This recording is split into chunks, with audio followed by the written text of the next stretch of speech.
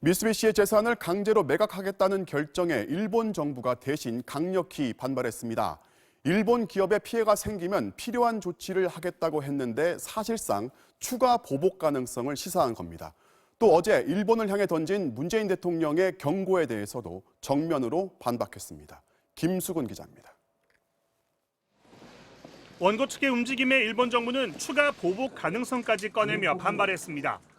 万が一、日本企業に実害が及ぶようなことがあれば、必要な措置を講じなければならなく。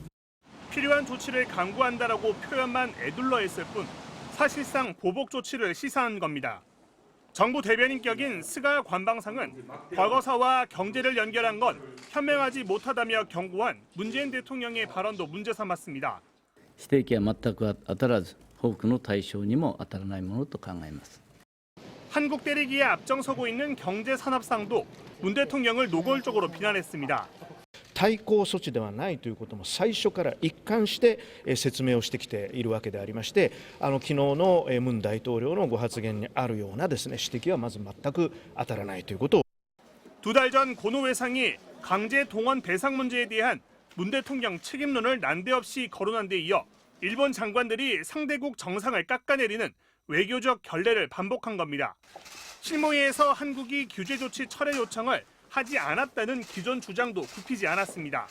全く事実と異なる主張であります。こういう主張がですね行われるようでは、両国間の信頼関係が損なわれることになるわけでありまして、大変遺憾であります。 이런 가운데 산케이 신문과 후지 뉴스의 공동 여론조사에서는 일본 정부의 수출 규제를 지지한다는 응답이 70.7%로 나타났습니다. 얼마 전 나온 다른 여론조사 결과보다 규제에 대한 호응도가 더 높다는 점을 감안하면 일본 정부의 막무가내식 한국 때리기는 오는 21일 참의원 선거 때까지 지속될 것으로 보입니다. MBC 뉴스 김수근입니다.